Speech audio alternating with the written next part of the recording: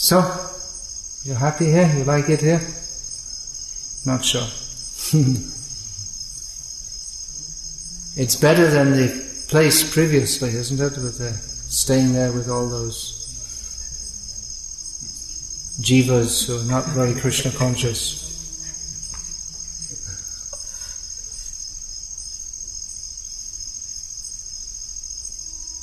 This reminds me, in my youth, I spent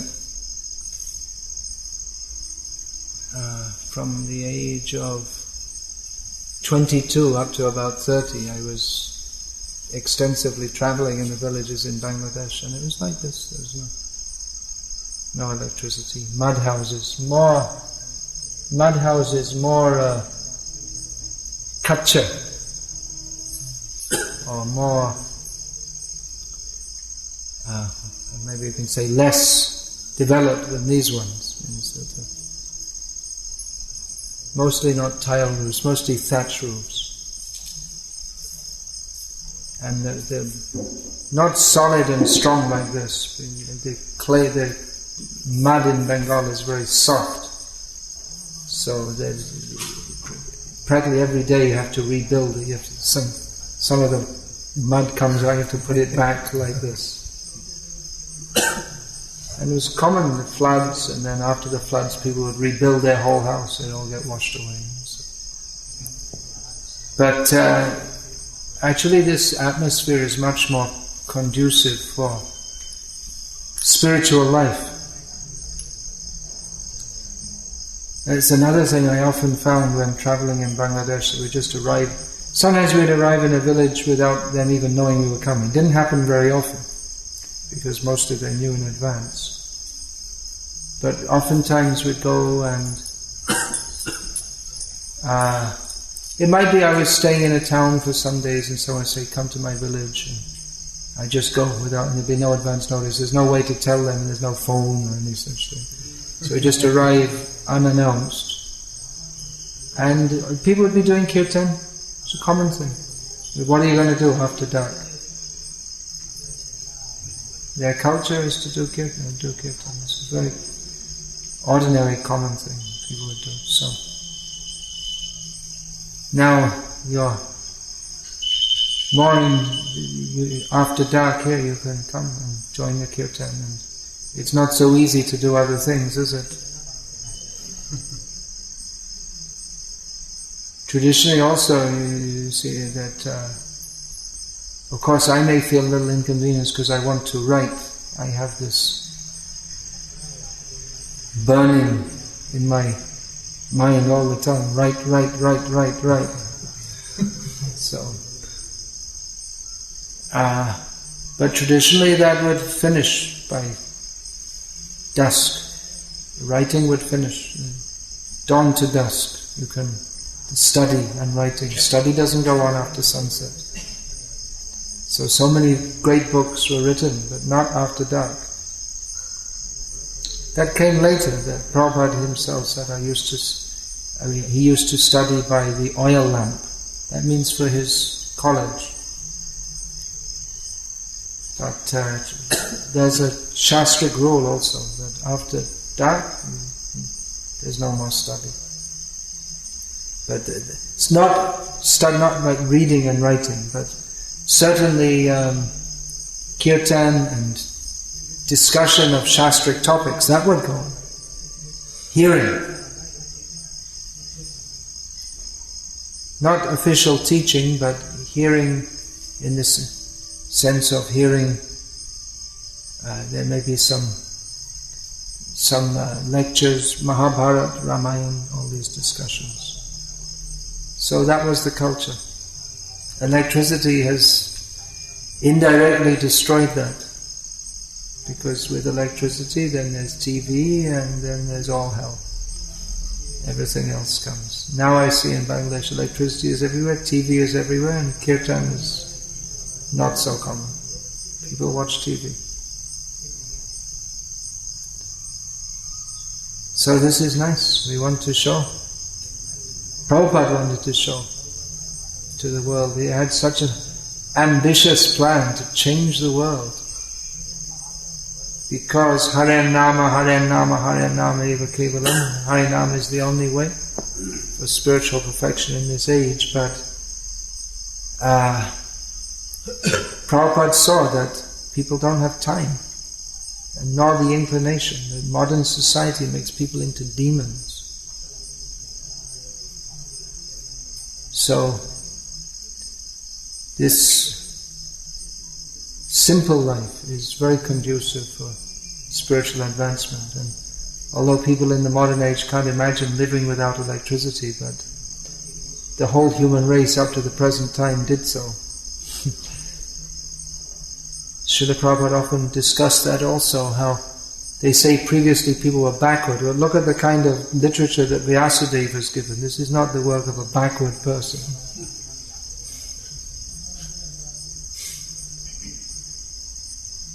Because the people, the Prabhupada is saying, they think because they don't have electricity they're backward. But as Prabhupada often used to say, simple living and high thinking. And actually, the whole, it becomes conducive to peaceful, sattvic atmosphere in which it's the culture, the consciousness can be uplifted. With the modern culture, there's through TV, newspapers, and computers, there's so much information coming at you. You drive on the road, there's so many billboards, there's so much information and impressions coming at you all the time.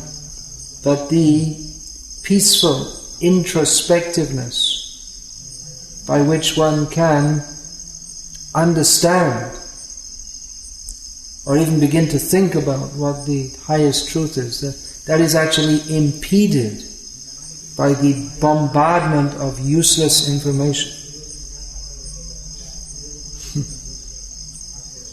So people think that it's very advanced to have all these things, but people don't understand that advancement means advancement of consciousness. And advancement of consciousness is not necessarily synonymous with gathering lots of information about useless things. It may be that someone is not very educated, but their consciousness is very high. Whereas someone else is superficially very educated, but their consciousness is very low. People put more emphasis on intelligence, and they consider intelligence to be the ability to manipulate the material energy in various ways, or to acquire lots. Well, especially that's technological, scientific and technological knowledge is utilized to manipulate the material energy in various ways.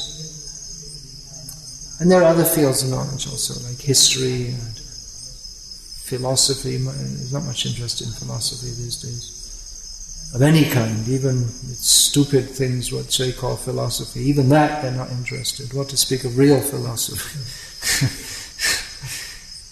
So, you're reading this encyclopedia of religions. It's an encyclopedia of speculations, which are kind of somewhat going in the right direction, but no real direction how to go there. They kind of got, some of them have got something like the right idea and a lot of wrong ideas mixed up. I didn't read it, but I can just imagine what it is. So, Srila Prabhupada he'd often present Krishna consciousness as actually something very simple. There are just some very simple things to be understood. But not understanding this, we become so unnecessarily complicated. The Bhaktivinoda Thakur has given Jeev Krishna Das Ebishas Korleta Ardukana. There's everything, the whole philosophy of Krishna consciousness can be expanded from this. These few words, Jeev, I'm not this body, I'm the eternal servant of Krishna. Well, that's the next point. Jeev Krishna Das. There's Krishna. And who is Krishna? And that we have to understand. I am servant, he is the master. And just a Vishvas, to trust this. If people say, prove it, well, you can't prove it. Prove me, what do you want to do? You want to mix up some chemicals and then some genie's going to pop out of the chemicals and say, Jeev Krishna Das. Even then you wouldn't believe it. It's not, Krishna is aprameya. He's not, by definition, he's not measurable. So you say prove it, well, it's not provable according to your standards. It doesn't fit in your, it doesn't, what you want or desire or you think should be the criterion for understanding. It's not at all. Your approach, if you say prove it, in the very beginning your approach is flawed, because Krishna is not to be proved or disproved by any mundane methods. So Vishvas, some faith is required, not foolish faith, not blind faith. And then Korleta Ardukana, and then all problems solved. Just this. So in many ways it's very simple, and you don't have to be a big scholar to understand. If we do understand this, then automatically we are the greatest scholar. And if we don't understand this, then we can have so much big philosophy, discussion, this, that, but if we don't understand this basic point, Hare Krishna. If we don't understand this basic point, then it's all useless. That's why you're asking about this, Swarasaki Upasana, which basically means, I suppose, I never heard the term before, but I can imagine, it means imagining oneself to be a gopi. Yeah, alright, that's very good, but first let's get this in order. Jeev Krishna Das Evishas Korleta Ardukanai. I'm the eternal servant of Krishna. When we got that absolutely fully, that's understood, then any way that will come. You don't have to make any separate endeavor. When that's understood, then everything else will come naturally. You ever heard that before? Everything else will come. So you don't have to artificially try. Everything will come. Just by understanding, and this upasana. Upasana means seva. Upasana literally means coming close to, come close, but that means we come close by service. Upasana, it means worship. It's translated as worship. That's the translation. There may not be any exact English word. Bhaktivinoda Thakur is saying this word bhakti, actually there's no equivalent in English for the word. We say worship, devotion, there's no actual equivalent in English. Nor is it proper. Even, what's the translation of bhakti in Tamil? Bhakti, yeah. But what you think is bhakti, what the average Tamil person thinks is bhakti, is not what Vyasadeva is writing about. So what you say in Tamil is, I know the translation is bhakti. I happen to know that. But what you say is bhakti, what the average Tamil person says bhakti, they don't know what Vyasadeva is writing.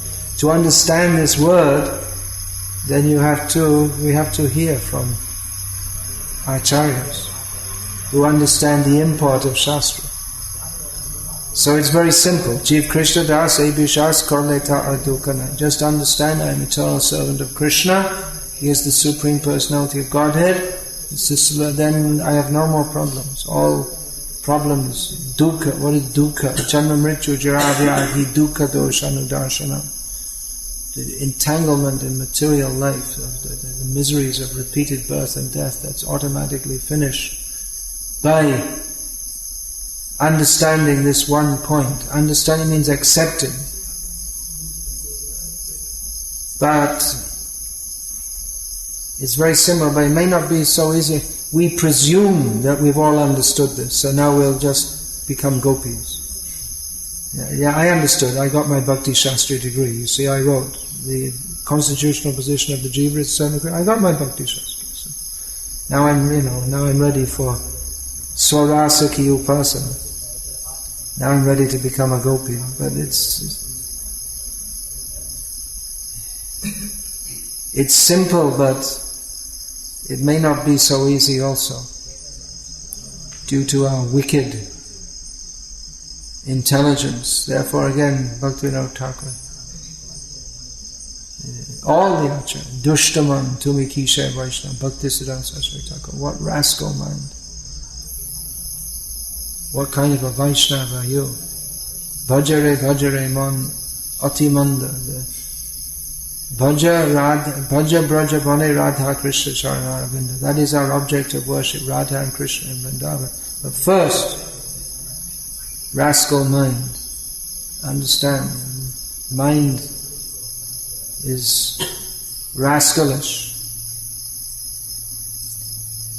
So, all these points are easier to understand if we cultivate the higher consciousness, Krishna consciousness, which is imbibed by hearing and chanting about Krishna in the association of devotees. This facility gives us more facility. You may think we have less facilities here. But actually there's more facility for hearing and chanting. There's less facility for doing other things. But that means automatically there's more facility for hearing and chanting about Krishna. So that's better, isn't it? And that whole lifestyle that Prabhupada wanted to give, that people would... Of course this is a temple project, but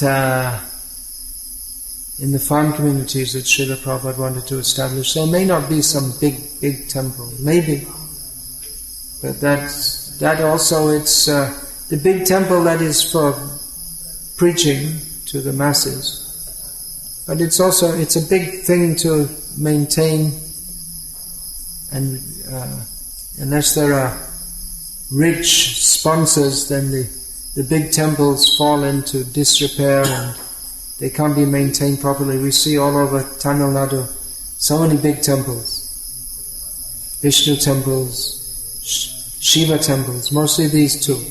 I think Vishnu temples are probably more, the big ones. There are many Shiva temples, but I think more. When I'm talking about the old ancient ones, in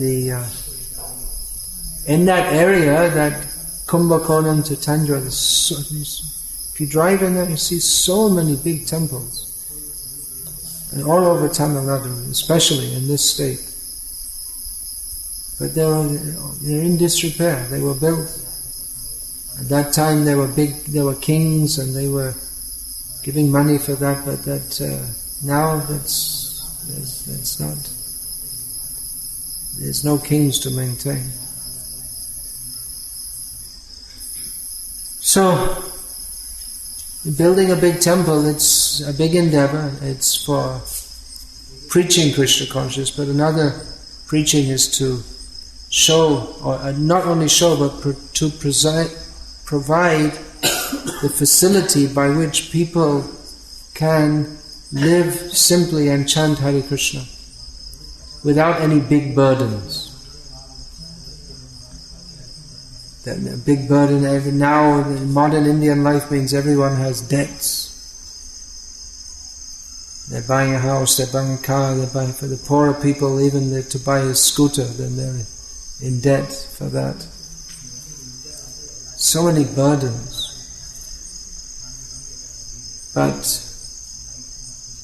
if we live simply, then we don't have so many material facilities, but more material facilities means more material burdens also.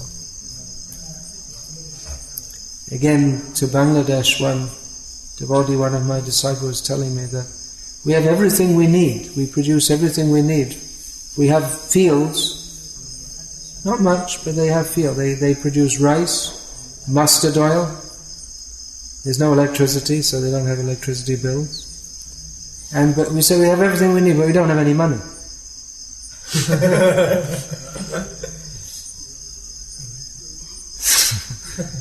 So he works as a carpenter also. So they need a little money to come into the city and visit the temple, and the people feel they need to have...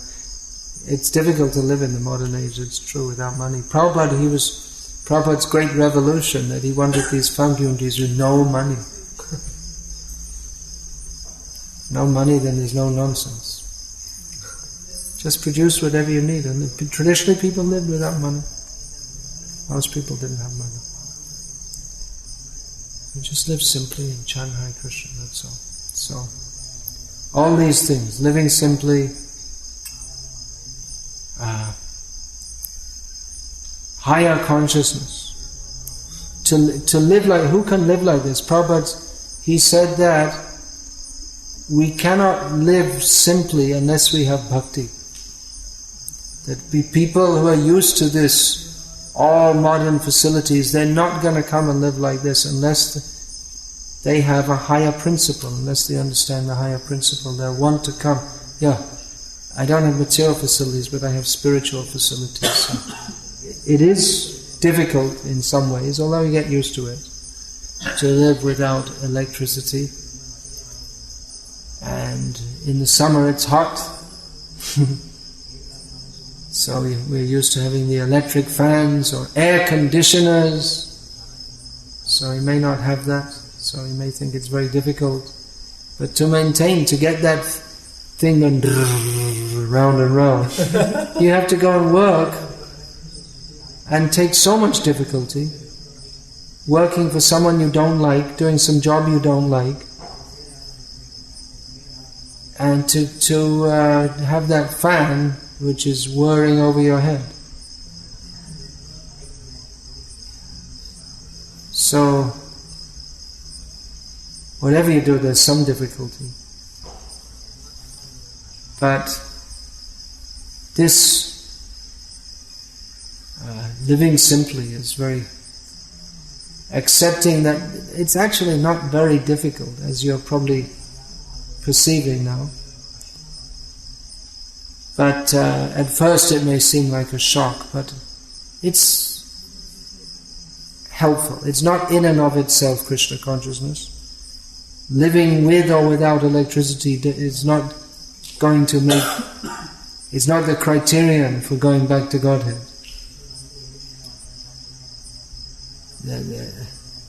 If we live without electricity but we don't chant Hare Krishna, then we're in a much worse position than if we have electricity and we do chant Hare Krishna. But if we have the intention to chant Hare Krishna, then this simple way of life, it is overall more conducive. So good, it's nice, here, like this.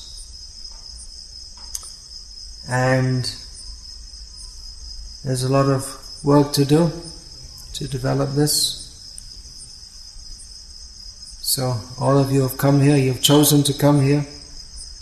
You could be somewhere else, you could be in your home sweet home, or brahmacharis could be in some other ISKCON temple. This is maybe the only ISKCON temple in India like this, with buildings hand-built, without modern cement and bricks and all this, and living not without electricity, but with minimal. So you could be somewhere else, but you've decided to come here. So please cooperate and help to develop this, and let's see if we can do something. It's in this not very significant or well-known town. It's not a prestigious town like Chennai or Bangalore or Mumbai. Most people never heard of Salem. But let's try to do something here to serve the mission of Srila Prabhupada. I'm saying cooperate. It seems to be the most difficult thing in Kali Yuga. In the age of quarrel. Very difficult. I was just listening to a lecture by Gopi Pranadana Prabhu, who was saying that, he was being quite frank, and he was saying, even within our movement we see, there may be some hostility or some bad feelings or exploitation. He said, anyway, despite this, we have to remember Srila Prabhupada's request to cooperate together to spread Krishna consciousness. So that itself is an achievement too. It's easier, we can just say, forget all these people, and just, because that's, everyone thinks I'm right and everyone else is wrong. And in Kali Yuga people do tend to deal in not very good ways with each other. So we may have to tolerate that and seek good association.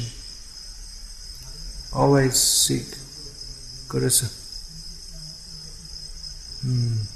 Tyajya durjana sangsargam bhajha sadhu samagamam. We should avoid bad association, keep good association. Bhaja sadhu samagamam. And we also have to be careful ourselves that, many times I've seen in all these more than 32 years in Srila Prabhupada's International Society for Krishna Consciousness, that someone joins and they're very humble, and then gradually they're not new, gradually the new humble devotee becomes more senior, and then they're not so humble anymore, and they've become very harsh and harassing others, and what happened? He was so humble in the beginning, so you have to be. It may seem that I'm just doing this for Krishna, but where service to Krishna, where we're trying to do that, sometimes that gets mixed up with our own false ego. One who's trying to help others or trying to serve, a leader has to sometimes be strong with others, but that's required. But then like this, we have to be very careful not to ourselves become, what is that called? Delusions of grandeur. There's a saying in English. Delusions of grandeur. Being deluded, thinking I'm very great, I'm very big, I'm very important. This is a great danger for sadhus, because people tend to think they're very great and very important. Some people, not everyone. There's certain political party in Tamilnadu which is openly atheistic. But there are many people who, in India anyway, not in every country, but actually in most countries many people tend to respect someone who's religious, in many countries. In Czech, is it like that at all? People respect monks. It's a Catholic country. Catholics, they're more respect. Poland, culture there. Ireland, definitely. That's there. I had so many experiences when I was traveling and preaching in Ireland.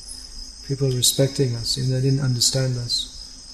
We were parking in a field one night. We parked in a field in Ireland to go to sleep after a day's book distribution. And some young farm boys, they said, "What's this van parked in our field?" They came, I asked, "What are you doing?" They said, "Well, we're monks."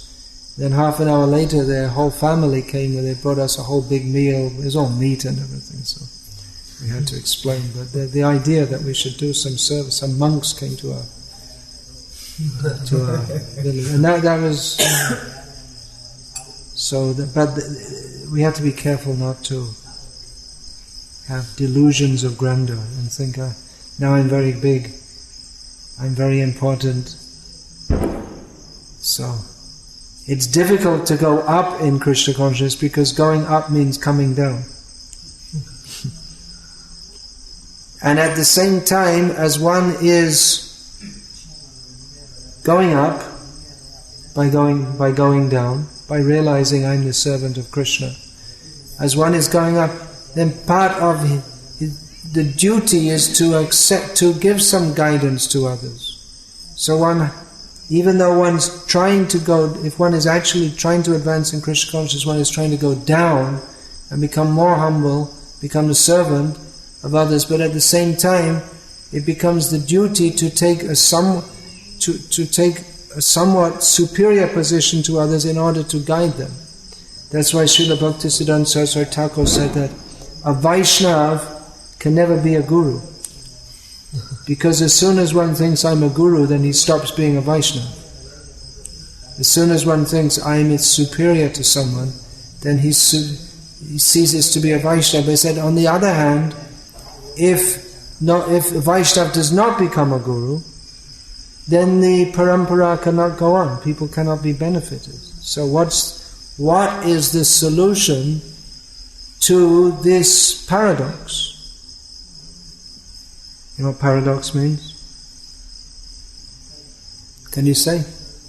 If they got the word for that? Got the word? Paradox, dilemma, contradictory situation. What is the solution? You can't be a guru and a Vaishnava. But then Chaitanya Mahaprabhu, he gave the solution. Amar Agya, Guru Hai, on my order, not on your own mental speculation. Chaitanya Mahaprabhu, who teaches Jiveswarup Hoy Krishna Nityadas, Trinada Pisuni Chena Toror Apiseshana, Amanyana Amanadena Kirtaniya Sadaharihi. He also says, now you become a guru, on my order. So every Vaishnava is a guru. So they say, well, that's an ISKCON guru, an ISKCON guru. But every Vaishnava is constitutionally, by being a Vaishnava, one automatically becomes a guru. In the sense that one is teaching. Even those Gaur Kishore Das Babaji Maharaj didn't accept disciples. He accepted one. And anyone else who came, he beat them with an umbrella. So he didn't, but he's Guru, Acharya, teaching by his behavior. By not accepting disciples, he was being Guru. And how you say, well, how is that? I can't understand that. But he was teaching that one thing is the humility of a Vaishnava, and another is that he didn't want to accept people unless they really wanted to be a Vaishnava. So through him, through Bhaktisiddhanta Saraswati Thakur, the whole world has got the opportunity to understand what it means to be a Vaishnava. So every Vaishnava is a guru. When Chaitanya Mahaprabhu said everyone should be a guru, does that mean the housewives are excluded? If someone is at home, woman with her children, Is she excluded? I can't be a guru.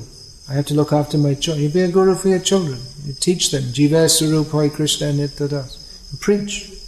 You preach to your children also, isn't it? If you don't preach to the children, how are they going to be devotees? You can preach to them.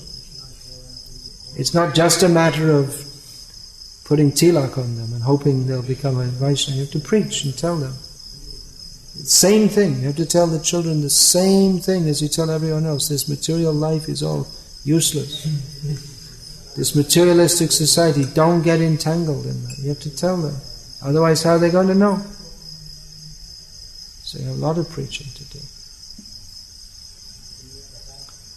So this is nice. All the materialistic people will stay away. If we keep it very simple, then those who want to come to ISKCON and, for power and fame and money and exploitation and corruption, they won't come. Only the people who want to be devotees, actually, who want to live simply and chant Hare Krishna.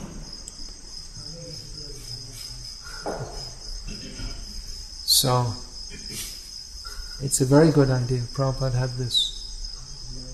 City temples are required for preaching, and for the masses, then have farm communities, live simply, produce your own food. Don't need a big temple. Maybe if someone wants to build it, maybe. Even then we may not have it. Because then to maintain becomes a whole big thing. Otherwise you can have some small community temples, something like this. Or otherwise just in their homes, people can chant. And that's all. Maybe a few homes together, they can have some small temple like that. Main thing is chanting. Chanting and hearing. Elaborate deity worship, that requires some regular income. But it can be kept simple also, just like you see here in this. In the light of the flame, Gaunitai, they're very beautiful, but they look more beautiful than in the electric light. What do you think? And that's reflecting of their outfits, so they're very happy like this. Are there any questions?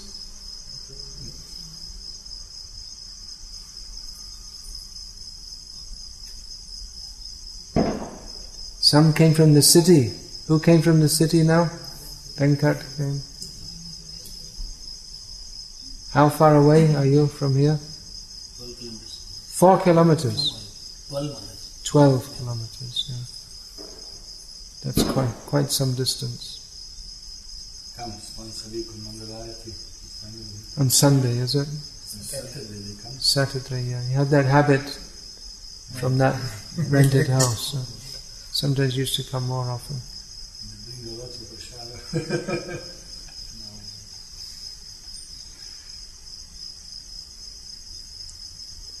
Good. Anyone else came from the city now?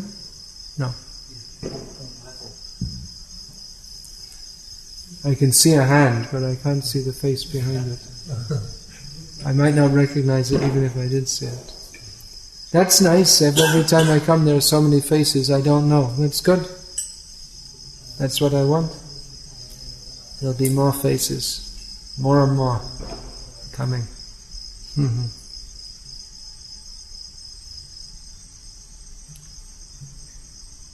Jeev Krishna Das. Is a jiva, servant of Krishna.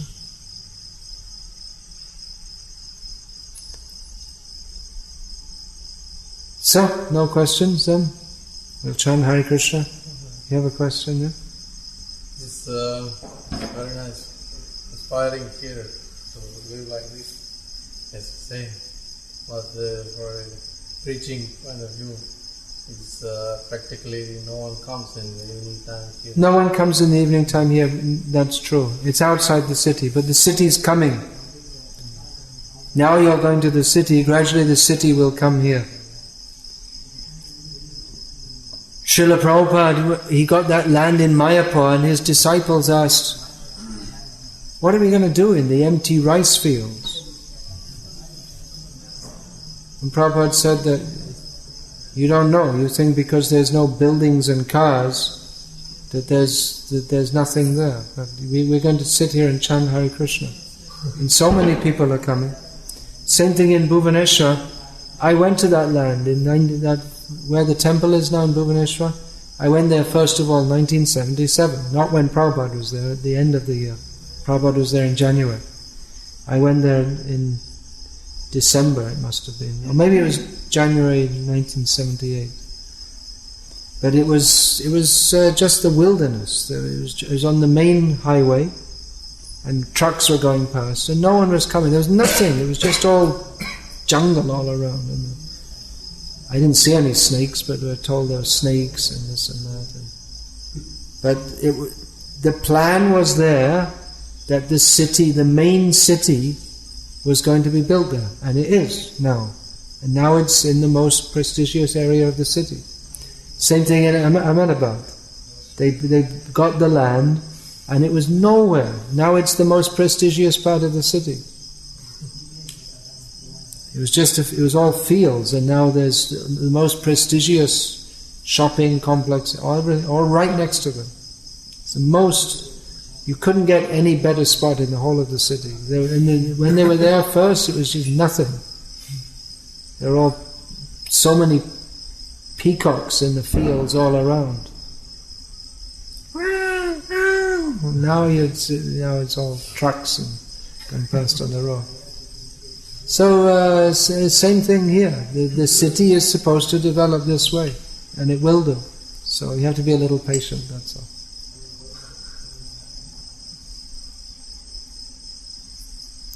Yeah. Very much. You said that we should have some faith, but it shouldn't be blind, not foolish. So Faith should not, of course. Real faith means that which is based on Shastra, not blind faith. Mm-hmm. Yeah, so my question was like, what kind of faith it should be and how to develop this properly so that it's proper faith. Faith means that which is based on Shastra. Some people who are not very much learned, they may have that faith, even without... superficially they may not be very learned, they may not be able to quote shlokas, but they may have that faith that will mean that from a previous life they'd made some development, and then when they associate with devotees they can automatically take that up. And such persons, even if they can't read and write, by getting good association and hearing, they can understand everything. Even if they can't explain, with all technical terms like Swarasaki Upasana, they may or may not, they may also be able to explain, but they understand everything, because understanding Shastric knowledge is a gift from Krishna through his devotees for those who are sevanmukh, those who are inclined to serve. Those who are inclined to serve, everything is revealed to them. Those who are not inclined to serve, they can read all books and invent all kinds of things and think they're very advanced and they're becoming a gopi and so many things, but they're going nowhere. It's just a mental concoction, that's all. That's why those who are to be the guides or acharyas, they have to know all these things. They have to at least give the shah, just like Rupa Goswami Prabhupada has given in Bhakti Rasamrita Sindhu. He's differentiated actual bhakti or actual ecstasy from that,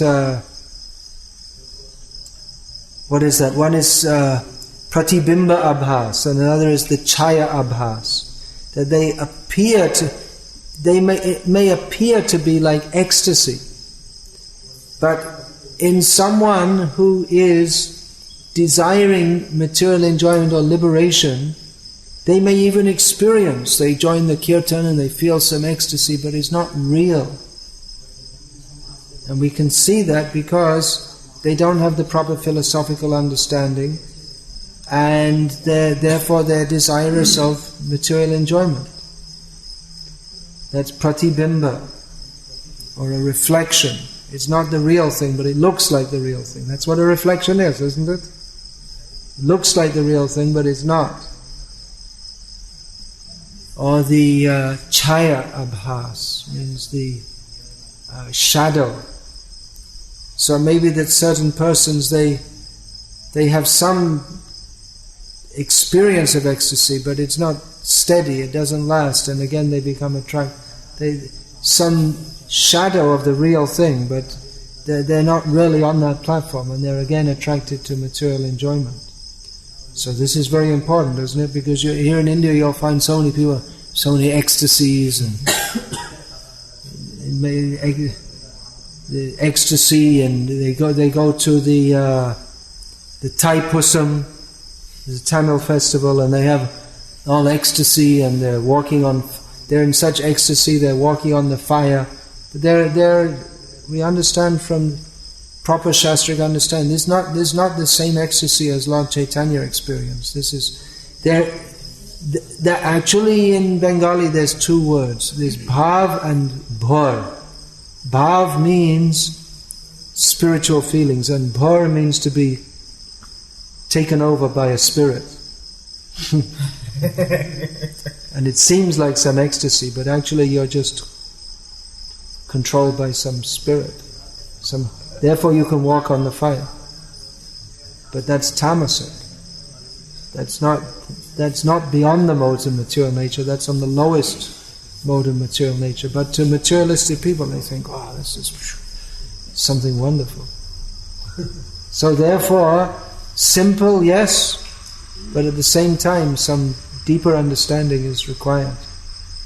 Maybe not for everyone. We can't expect that everyone's going to be a big scholar, but some people at least, so that they can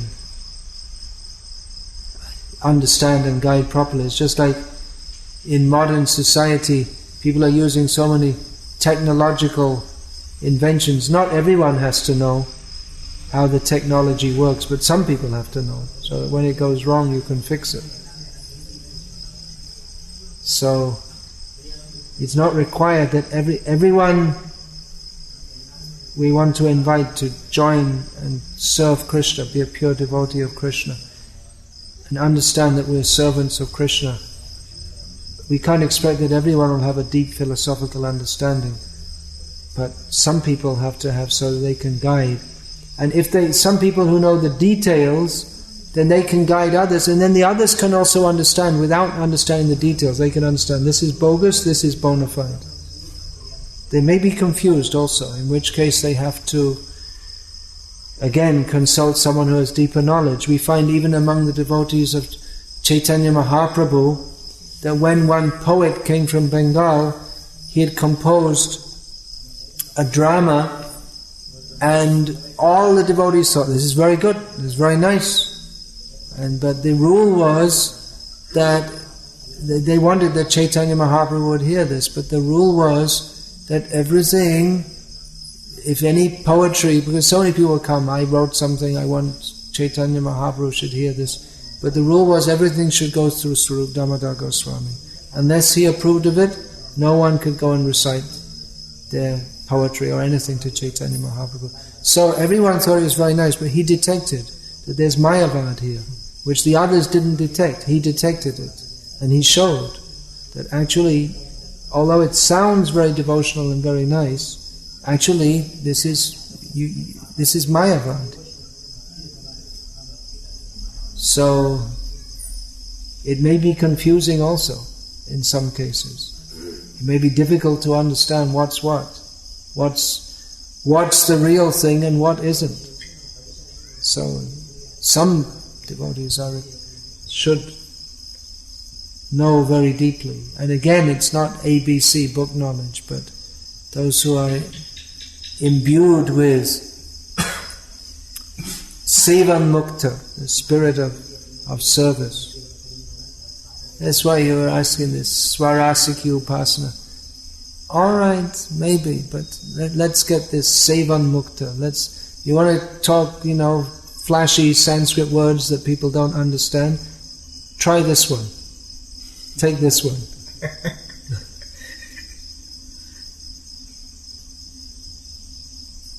Take that one. Let everyone understand this word. There are so many words. If you read Shastras, you can find so many words and you can explain this, that and the other. Take this one first. Let's understand this one. So this training, this going out, working hard, preaching, distributing books, that will imbibe the mood, is all meant for imbibing the spirit of surrendered service, without which any talk, so many talks, higher advancement, this, that. Again, going in Krishna consciousness, going up means coming down. The more we come down, the more we go up. If we think I'll climb up, then we'll get pushed down. If we go down, we'll get pulled up. That's the way it works. Mercy comes down.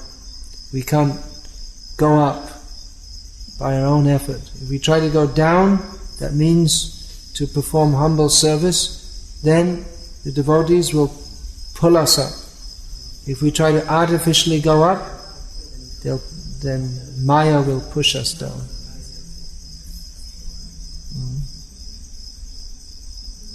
What is that? Najai Brikopari. What is that? Najai Brikopari. Tane Fulla. Tane Fulla Dhari. What does that mean? Without